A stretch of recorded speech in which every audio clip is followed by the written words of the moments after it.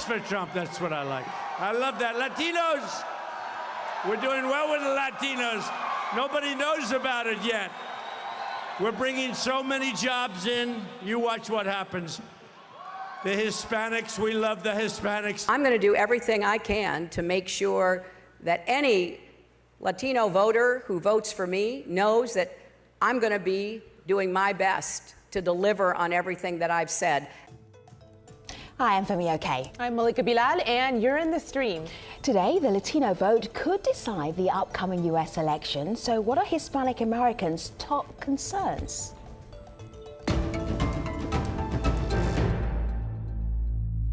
Particular election this year, whoever gets in office, it's going to be because of the Latino vote, for sure. Latino Americans are sometimes called the sleeping giant of U.S. politics. They're the fastest growing voter group, but election day turnout has been historically low. This year has 8 million more Latino voters than 2008, making their support more important than ever. That's been clear for a while now. In 2012, Republican leaders issued a report urging the party to embrace Hispanics and specifically immigration reform. They suggested that if not, a Republican might not win the White House ever again. But then came Donald Trump. From the start of his campaign, the GOP nominee has clearly rejected the message. When Mexico sends its people, they're not sending their best. They're bringing drugs, they're bringing crime, they're rapists. I've been treated very unfairly by this judge. Now, this judge is of Mexican heritage. I'm building a wall, okay? I'm building a wall. We will build a great wall along the southern border. And Mexico will pay for the wall. Anyone who has entered the United States illegally is subject to deportation. There will be no amnesty. Trump's vow to push out immigrants has drawn many of them into the campaign. Latinos are signing up to vote in record numbers. Some have obtained citizenship just so they can cast their ballots. But that doesn't guarantee a decisive turnout for Democrats. Hillary Clinton has faced criticism this year for her Hispanic outreach, and polls show she's faring worse among Latinos than Barack Obama in the last 2 cycles. Activists also criticized Democrats' failure to pass immigration reform and President Obama's record 2.5 million deportations. So with just over a month until Election Day, what do Hispanic American voters want? Joining us to discuss this, we have Marcela Valdez. She's a journalist covering Latin American politics and culture. Stephen Cruz is digital director at the Libre Initiative. Pili Tobar is Communications Director at the Latino Victory Project, and Maru Mora Villapando is an undocumented immigrant activist with the group Latino Advocacy.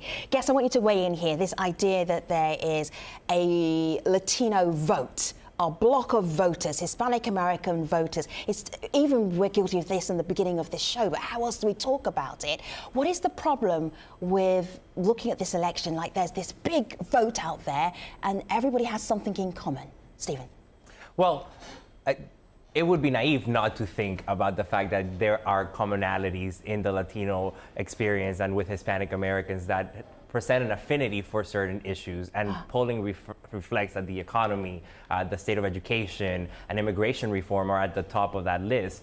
So there is definitely a Latino voting bloc out there. However, historically, we've seen less than desirable turnout, which means that mainstream America and elected officials aren't really taking those issues with a mandate to go out and change them. Billy, do you feel like you're in a block? In a community, they're all going to vote a specific way, and if the candidates can just work out which way it is, they've got you. Well, I mean, we talk about the Latino community as a block, but we're not, all just one homogeneous group. We're very different, very diverse. Mexican American, Cuban American, and Argentinian American may have very different priorities and be very different overall. But I think that, what Stephen is saying is right, is at the end of the day, we're not seeing the results that we want to see when it comes to legislation coming out of Congress, the presidency, and everything. And so that's our biggest problem right now, is making sure that Latinos come out to vote in this election and that they make their voices heard. Can I jump in here? So, like historically, the idea of a Hispanic bloc is actually an American invention. Just historically, it was created by an act of Congress in the 1970s. So the idea that there's one thing that's like Hispanic was actually, we're the only ethnic group that was passed into legislation by Congress. So, I mean, we do have common affinities, but I think it's important to realize, like many other racial or ethnic categories in the United States, this is another constructed category. And people begin to identify it within it, and maybe that affects their voting behavior and their political views. But this is the one group that was actually created by an act of Congress. And that's all well and good, but again, it would be naive to not understand that, created by Congress or not, we now have expectations from elected officials regarding the policy issues that matter to Hispanics. Hispanics overwhelmingly support school choice reform because Latino students, and generally minority students in particular, do better when their parents have the opportunity to choose. Hispanics, by and large, want immigration reform that enables people to become contributing members of society, and that really puts the onus on community leaders and employers to figure out the best way and the most, in my opinion, free market alternative to immigration reform. Hispanics care about Obamacare because they've been unduly hurt by the consequences of the law. And just this week, former President Clinton and President Obama have both acknowledged that the law has many issues, one of which is that it's balanced on the back of young Hispanics. So yes, we're constructed by Congress, but we also have to understand that we need to push for our issues. I don't agree with the fact that the Hispanics, as you call them, want a free market solution. That's very far away from the truth. Let's start just by the fact that many of us don't like the idea of being called Hispanics in the first place. Many of us have adopted the term Latinx because, for one, Hispanic has been the government this term under which all of us. So Mauro, it looks like your connection just dropped out for a second there, but picking up on the point that Mauro was making, we got a tweet from Rafael who says there is no Latino bloc of voters, so going against what you were saying, Stephen, but he says it's a myth. My Cuban family is solidly Republican and voting for Trump. I am with her referencing, of course, Hillary Clinton. Marcela, in the course of your reporting, have you found families like this who are kind of torn apart between voting for one camp over the other? Oh, certainly. Even if it's against, as he says in another tweet, Rafael, against their interests? Well, I think that it depends how people view their interests, right? And so I wouldn't necessarily say, I think Latinos tend to be more savvy about this than than people give them credit for. Okay. So people on the left often suggest that people who are on the right, Latinos who are on the right, just don't know what's good from them, and vice versa. So the people on the right, so the Latinos on the left, there's always this kind of misperception of, oh, they just don't understand. And in fact, I think that why would they not understand? I think that Hispanics do understand, and they're just as diverse as America is. Right. Okay, so I do hear that. I agree. I think that I hear that. I just want to share this one because based on what you just said. So this is a tweet we got from Hispanic Elvis. I think Latinos will show up for Hillary Clinton this election. Donald Trump has lit a fire under Latinos. Another person, though, says, I believe certain Latino communities will. Not every Latino disagrees with this rhetoric, but I hope this will mobilize us. Pili, I think you were trying to get in there. What do you make of that argument? Yeah. Well, I think there's two things. Yes, obviously, we've seen that Trump is mobilizing Latinos, but it can't just be about one person's negative rhetoric. I agree with Maru that, at least in our experience, Latinos aren't predominantly for free market, and not all Latinos have been hurt by Obamacare either. It has allowed millions of Latinos basically to get good coverage when in the past they wouldn't have been able to. But I think it all just speaks to how diverse the Latino community is, because we do get put into this big block. In my own family, there's people who are Trump supporters and those of us like myself who are not, who are Hillary supporters and don't necessarily understand them. But the problem is that rather than having a discussion about why it is that people feel a certain way, we'd rather just basically shut each other down and see the other one as the enemy. And I think that in itself is part of what is turning young Latinos off from politics and from democracy and elections in general. Let's talk about candidate appeal and who's appealing to Latino X, Hispanics, Latinos, however you want to frame yourselves, and different communities here. We've got Donald Trump, for instance, saying Happy Cinco de Mayo and eating a taco bowl. That's effective. And then we've got Hillary Clinton. 7 things that Hillary Clinton has in common with your abuela, your grandmother. And she's a grandmother, and there's connection going on here. What is your review of how the candidates are doing in appealing to this very rich source of voters out there, Stephen? Well, they're certainly trying, some more successfully than others, but it's good to see that now candidates of all parties and at all levels recognize the fact that the road to the presidency goes through Latino neighborhoods in this country. Do you really think that Trump is trying to appeal to Well, you know, Latino? people will discount the fact that for good, bad, or indifferent, 11% of Latinos are voting for Trump and signaling their support for him. So even if he's not the one who's trying, there are candidates that are doing Latino outreach the right way, such as Senator Marco Rubio in Florida, who's overwhelmingly beating his opponent. Or you have Joe Heck in Nevada, who's also handedly beating her opponent in his opponent in the race for Senate, who happens to be a Latina herself, because she is against things like school choice, because Latinos are, as you said, savvier than people give them credit for, and not really caring so much about pandering, but actually open to the policy solutions that are going to create real change in their lives. So yes, candidate outreach is super important. Candidate appeal is super important, but we need to move past his pandering and talk about issues too. Pili? No, I completely agree, but I don't think you can go ahead and say that what Joe Heck and other candidates are doing isn't his pandering. And it's actually kind of surprising to see them support a candidate like Donald Trump. I don't know if Donald Trump to do outreach or not, but what he has done has been incredibly insulting.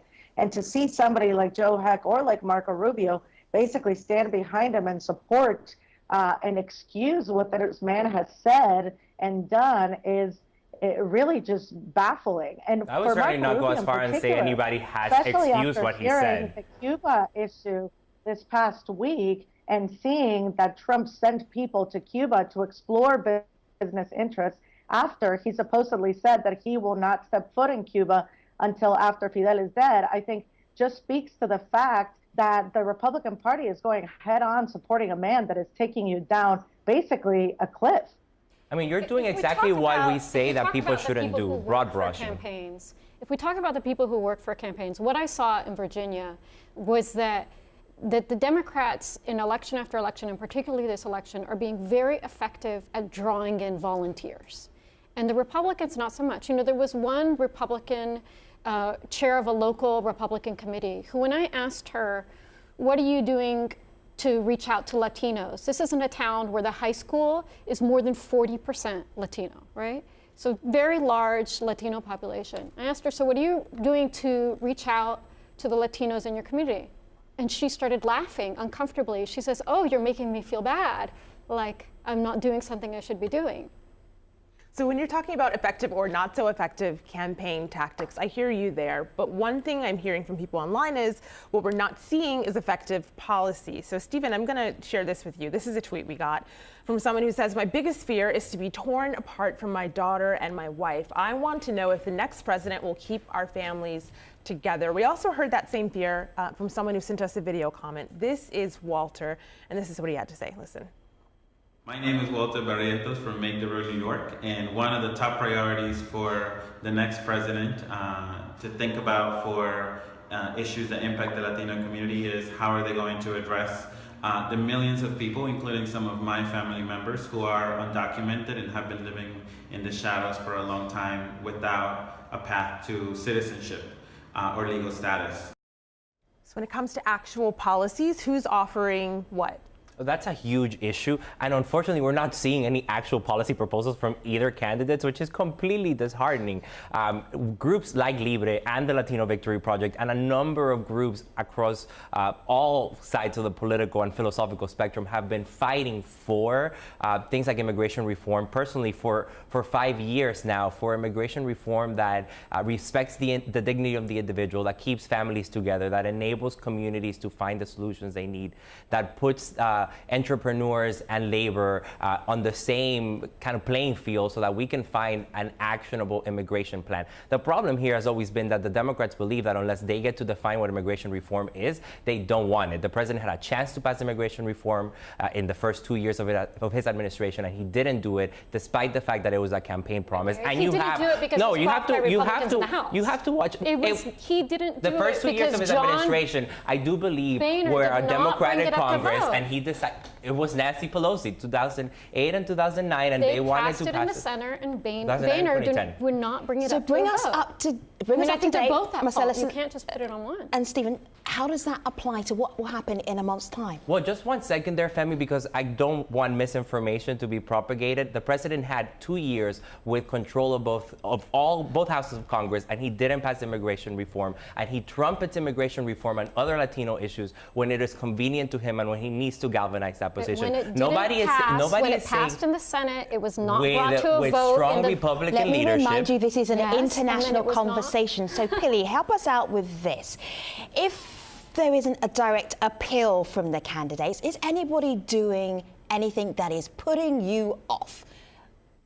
Or voters that you know, putting you off where you are, I am so not voting for that candidate, I'm not voting for that ticket because they are doing this and that is a turnoff. What would you say? What would that be? There's I wanted to just jump in really quickly on what they said earlier, which is like, look, there's enough blame to go around, but the reality is that at the end of the day, the president at least did something that is providing relief from deportation to hundreds of thousands of dreamers across the country. I'm not going ahead and saying that there shouldn't be space for us to work, Democrats and Republicans, to pass some kind of immigration reform, but I think there's a line that you just don't cross. And that line has been very clearly marked by Donald Trump. And so for all of these other Republicans to go ahead and say, yes, we are appealing to the Latino vote, yes, we'll work on immigration reform and a variety of different things, just seems like a complete facade when you're supporting a man that can't even respect the dignity of a particular group of people. So that's number one. And number two is we have no guarantee that in the same way that Republicans made a political calculation not to bring up immigration reform up for a vote in the House, that they won't do it again. So when it comes to blame, I think there's enough blame to go around. But the reality is that this is a very different election. And we can't go ahead and say that people standing behind what Donald Trump is saying or doing Pili, is okay and make for you. Why is for this a very different election? A different election from 2008, previous elections for this Latino X group, Latinos, Hispanic Americans, however you want to describe it. Why is this year different? It goes back to this, because we can have policy differences. We can have disagreements in terms of the free market or a variety of different things. But the one thing that we should never do is completely disrespect, attack, and demean a group of people based on whatever crazy assumptions you have of them. So in my mind, the moment you started a campaign calling Mexicans, which is also your way of talking about the entire Latino community, criminals and rapists, you immediately, even if I had been a Republican that might have looked at voting for him, would have lost my vote, because you don't even have an ounce of respect for my community and for my experience. And this is what I actually saw on the ground in Virginia when I was reporting there. So for example, one of the places where I did some reporting was at a supermarket in Woodbridge, which is a heavily Latino area in Virginia, called Todos Supermarket. And I saw a couple of different Democratic affiliated or progressive affiliated events there. I saw a Latinos con Hillary party there. I saw some voter registration going on. But the man who owns Todos Supermarket and is actually giving permission for these events to happen there used to consider himself 100%, almost 100% Republican. And it was really anti-immigrant and anti-Latino policies that were pushed in Prince William County in his area of Virginia that have made him switch, not only switch to independent, but open up his business for Democrats to begin doing organizing actions there. So, I mean, you're talking about somebody who thought of himself as Republican and I think could really go back to the party, but has really been pushed away by these kinds of measures. So then the question is, how will that actually play out in November? A couple of ideas here. Larry Irving says, regrettably, Latino voting participation historically and currently is lower than white, black, or Asian voters. Another person posits why that might be. Salisa says, I think many find the voting process confusing. They don't know how to navigate it, and so it's important to provide the appropriate services like translation services, making guides in Spanish, making voting easier and easier to understand. Stephen, is that one of the things you think is important to make sure people actually do turn out to vote? Well, voter education is certainly very important. And yes, I think that the more barriers of entry within the constraints of the law that you can remove so that people have an easier time casting their vote is super important. And you have that. So the Libre Initiative is the largest grassroots organization focusing on Hispanic outreach with conservative ideas. And so we're in states like Florida and Nevada and North Carolina and Texas and Arizona. And across the country, we're seeing Hispanic communities that people are getting the information that they need. And a lot of them are turning away from parties that they've traditionally supported because the candidates' rhetoric or pandering or not pandering is turning them off. We need to do a better job in preparing people to go out and vote and giving them the information that they need in order to do that. But we can't also discount that this is a very different election. Stephen, or are you getting them to vote Republican? So we are a nonpartisan group, and we're getting them to vote for people that are going to advance freedom-oriented policies and free market ideals. But it's important that they go out and vote first and foremost. Right. I'm just wondering, Pili, there's not much time to go between now and the election, and this idea that this block of voters are the sleeping giant, they can make a difference. Is that possible? Because, to be honest, every election, the sleeping giant stays asleep. What about this time? Well, I think, look, I do think that given the citizenship application numbers that we've seen and the voter registration numbers that we've seen, that the Latino community will deliver. However, even though, and it's true, we haven't come out to vote in the numbers that we need to, we have been very decisive in deciding who becomes the next occupant of the White House in years past. Both in 2008 and in 2012, Latinos delivered that win to President Obama. So we made a difference back then, and I'm pretty sure, given everything we're seeing, that we're going to make a difference now. The one thing I will say is, look, I think there's definitely a lot of education to do, and I agree with Stephen. I think we're all trying to work to make sure that our community's voice is heard.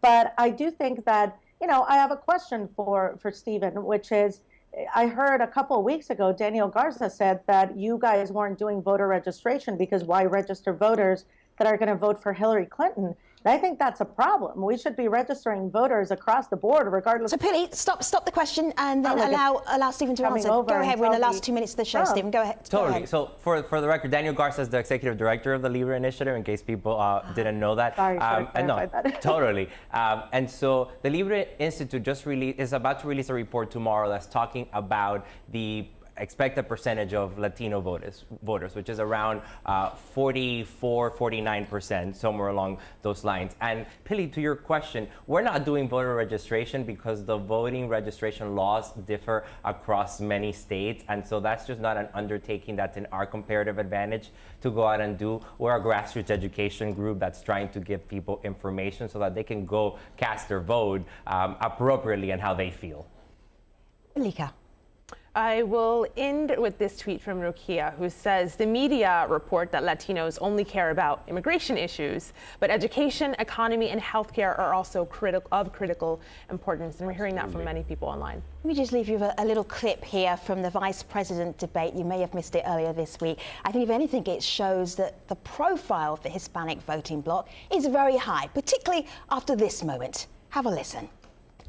When Donald Trump says women should be punished, or Mexicans are rapists and criminals, I'm telling or John McCain's not a hero, he is showing you who he is. Senator, you whipped out that Mexican thing again.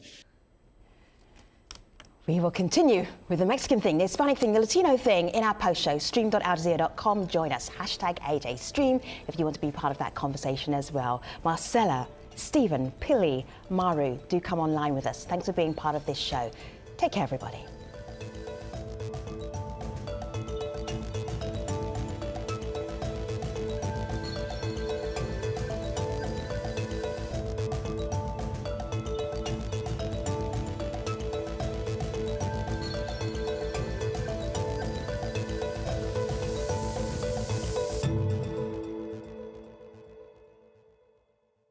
Hello there, welcome to our online post show. We are talking today about what do Hispanic voters in the US, what do they want? What are they after?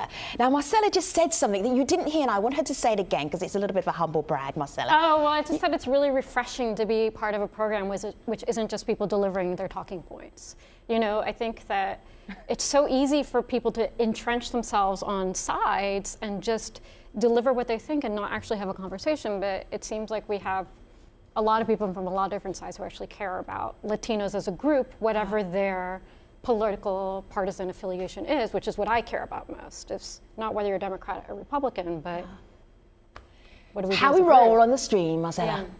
Meanwhile, back with our community, Malika. Well, my favorite part is also getting in those points of view from people who are watching you all have this discussion and adding their own points. So this is Luis. He says he wants to focus on what young voters care about, and that is immigration, deportations, college tuition. He says they want to hear more that speaks to them as young voters, as well as being Latinx. He also goes on to say, but the parties have yet to really connect with a broader Latinx base, especially those millennials. Maru, I want to bring you in here. I know we had some technical difficulties in the main show, but you're back on the phone. Do you think the candidates are doing enough to reach out to young millennial voters? I think that their campaigns only see what potential voters are, and they're not really seeing the communities as we are. I think that the way they do outreach is just basically on market strategies, not in human strategies. And because both candidates don't really reflect the realities of our Latinx community, obviously they're going to have a harder time reaching out to them. What's an example of a human strategy? Maru, what's an example of a human? The human strategy is having people in your campaign that are actually invested in the communities because they are from the communities, and that candidates do understand those different communities.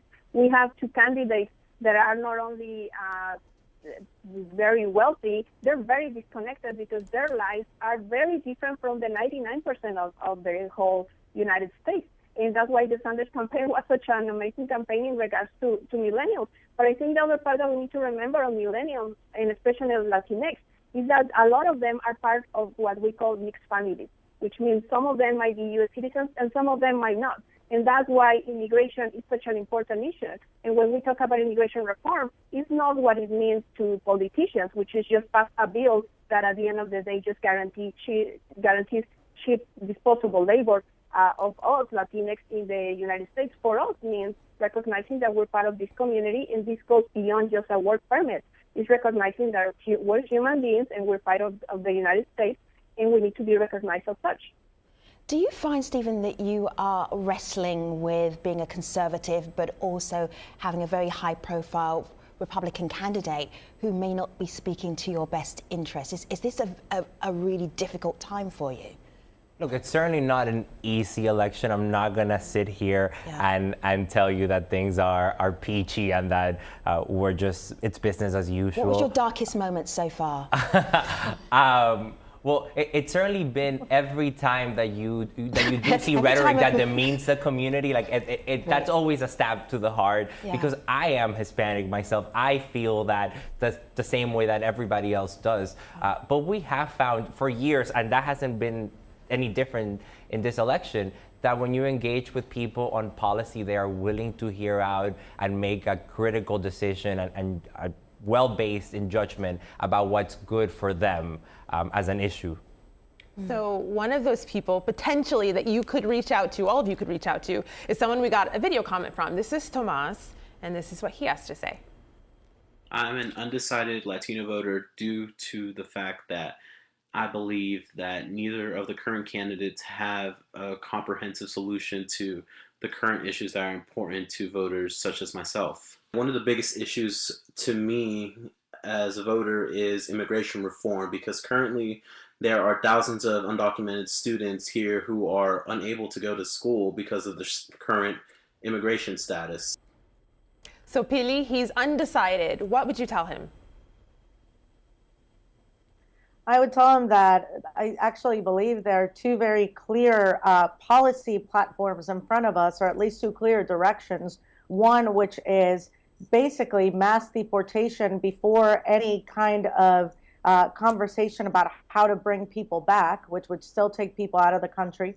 And a second one, which is working to pass some kind of comprehensive immigration reform while protecting DACA and allowing those undocumented students who are going to school and getting an education to continue to do so. So I think the choice is pretty clear when you look at those options, and those are the two options that are laid in front of us.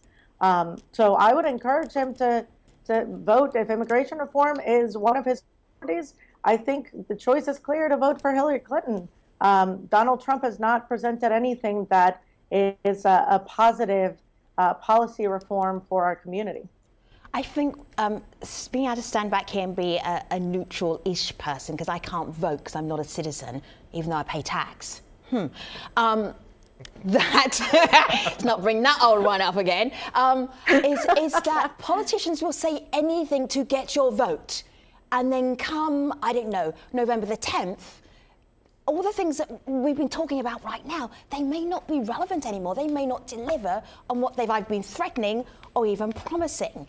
So I think it's going to, I agree with you all. This is such a different year, and I have no idea what's going to happen next. That's why it's so huge that Latinos stay engaged past the voting booth, because the moment that we retreat, it's like then our issues don't matter see you in anymore. 4 years. Yeah. Right. Yeah, so yeah, then they bring us out like just like a little like show horse and just trump card, and then all of us, and I don't use that meaning any puns. Boy, Linda. And right. And so it's like, okay, come vote for X, Y, or C person, and then go away, and we'll see you back in 2 years or 4 years or whatever the case may be. No, we need to stay engaged, and we need to continue pushing forward the policies that we care about, because otherwise they're gonna get forgotten. And one of the complaints that I heard most often in my reporting was that Latinos are always saying in communities when I interview them, oh, the politicians only come to us when we need our votes.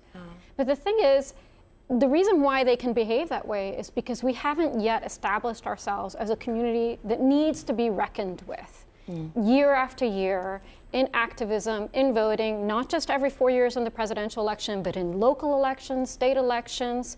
I mean, once you become a community that has to really be reckoned with, ask for more. Then stuff gets done that you want to see get done. All right, I think that's really and it's not important. easy. Young people are just starting to figure that out now and pushing for issues like student loan reform or climate change and environmental protections. But Latinos need to get there, and it's incumbent upon them to get there fast.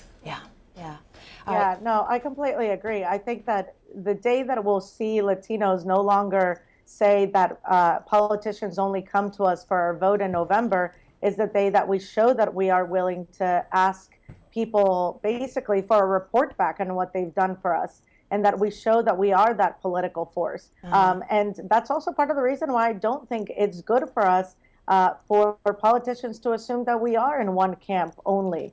Because the reality is that leaves another political party not necessarily fighting for us, and that doesn't allow us the ability to have the discussions and make the compromises that we need to make in order to move our community forward. And yet you say us and our community. So it's a difficult one, but I understand the challenges.